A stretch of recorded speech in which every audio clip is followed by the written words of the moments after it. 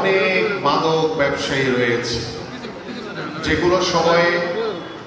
যেগুলো বিভিন্ন সময়ে আমি আমাদের নেতাকর্মী বা আমাদের বিভিন্ন সামাজিক অনুষ্ঠানে আমি বলার চেষ্টা করেছি যে আমাদের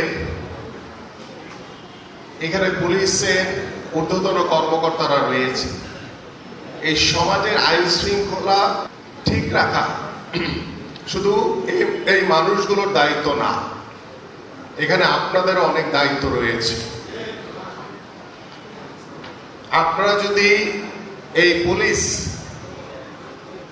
বাহিনীর যারা রয়েছে তাদেরকে যদি সার্বিকভাবে সহযোগিতা করেন তাহলে কিন্তু অনেক সমস্যার সমাধান হয়ে যায়, কিন্তু আপনারা সেই কাজটা করেন না ঠিক।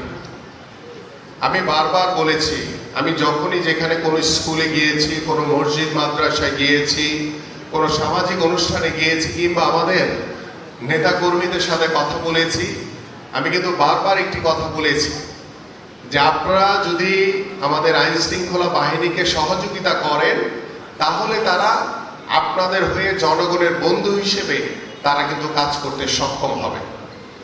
গত 17 বছরের ইতিহাস কিন্তু বলছি না আমি, কারণ গত 17 বছর পুলিশকে ব্যবহার করে যেভাবে পুলিশের নাম বদনাম করেছে, পুলিশকে যেভাবে একটি ভঙ্গুর অবস্থায় নিয়ে গেছে, বর্তমান সরকার চেষ্টা করছে পুলিশকে পূর্ণ স্বাধীনতা দিয়ে নিরপেক্ষভাবে তারা সত্যিকার অর্থেই যাতে জনগণের বন্ধু হিসেবে তারা যাতে কাজ করতে পারে, সেই জন্য কিন্তু আপনাদের সহযোগিতাটা দরকার। যদি আপনারা নিরপেক্ষভাবে যদি সহযোগিতা না করেন তাহলে কিন্তু তাদের জন্য কাজ করাটা অনেক ডিফিকাল্ট হয়ে যায়।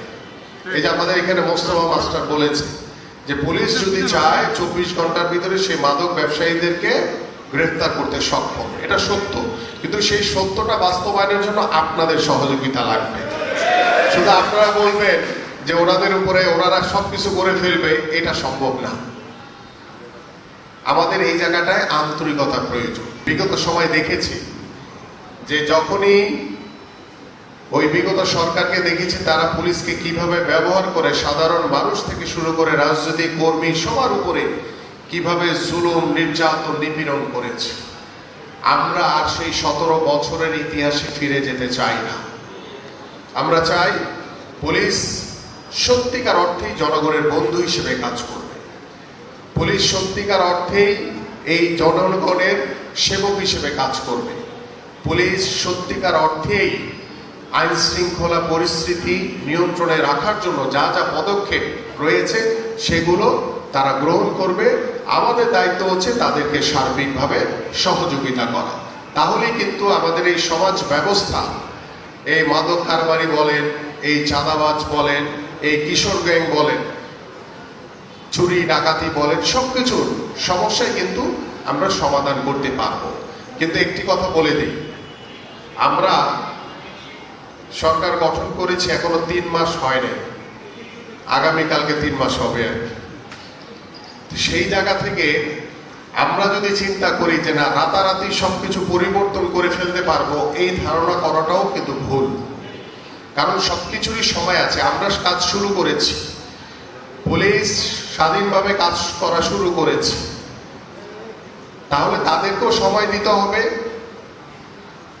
এবং আপনাদেরকেও সেই সহনশীল সেই ধৈর্যশীল আচরণ করতে হবে। পুলিশকে সাথে নিয়ে আপনারা একজন সহযোগী হিসেবে যাতে আইন শৃঙ্খলা পরিস্থিতিগুলো আমরা স্বাভাবিক রাখতে পারি।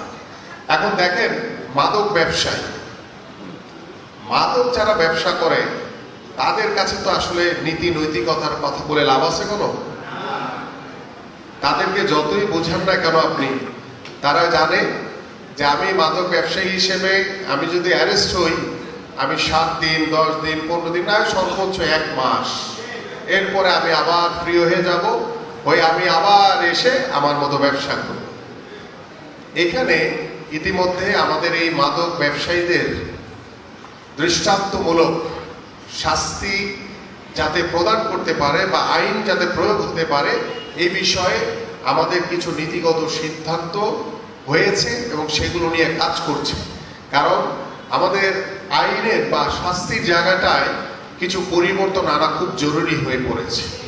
এবং আমাদের মাননীয় প্রধানমন্ত্রী এবং মাননীয় স্বরাষ্ট্রমন্ত্রী সহ আইন শৃঙ্খলা বাহিনীর একটি মিটিং হয়েছে কিছুদিন আগে, এবং সেখানে আরো বিস্তারিতভাবে আলোচনা হয়েছে এবং বিশেষ করে মাদকের ইস্যুটি নিয়ে খুব গভীরভাবে সেখানে আলোচনা হয়েছে।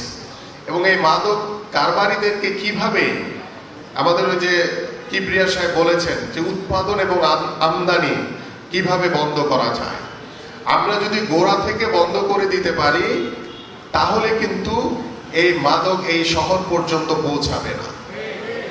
কিন্তু সেই গোড়াটা আমাদের বন্ধ করতে হবে। সেই গোড়াটা বন্ধ করা 17 বছর ধরে যেভাবে মাদক ব্যবসায়ীদেরকে সুযোগ সুবিধা দেওয়া হয়েছে, মাদক ব্যবসায়ীদেরকে অবৈধভাবে সংসদ সদস্য বানিয়েছে বিগত সরকার। এই যদি হয় দেশের নীতি নির্ধারকদের পরিস্থিতি বা অবস্থান, তাহলে সেই 17 বছরের যে জঞ্জাল সেটা তো আপনি একদিনে সাফ করতে পারবেন না। এই জন্য আমাদের একটু সময় দিতে হবে, সহযোগিতা করতে হবে। আমরা দোষ চাপানোটা খুব সহজ, আমরা চাইলে একজন আরেকজনের উপরে দোষ চাপিয়ে দিতে পারি, কিন্তু সেই সমাধানটা করার জন্য আমরা কিন্তু সেই আগ্রহ বা সেই আন্তরিকতাটা দেখাই না। সমস্যা থাকতেই পারে, সমস্যা থাকবে, সমস্যার সমাধান হবে। কারণ পৃথিবীর সৃষ্টি লগ্ন থেকেই যখন নবী রাসূলগণের আগমন হয়েছে তখন থেকেই কিন্তু এই সমস্যাগুলো ছিল। আর শয়তান তো পিছনে পিছনে লেগে থাকে আপনাদের, তাই না? প্রলুব্ধ করে, ওই যে দেখেন হাসতেছে আমার কথা শুনে। শয়তানই তো আমাদেরকে উদ্বুদ্ধ করে এই খারাপ কাজটা করো। যদি আপনার ঈমান শক্ত হয় তখন আপনি কিন্তু ওই খারাপ কাজের দিকে যাবেন না।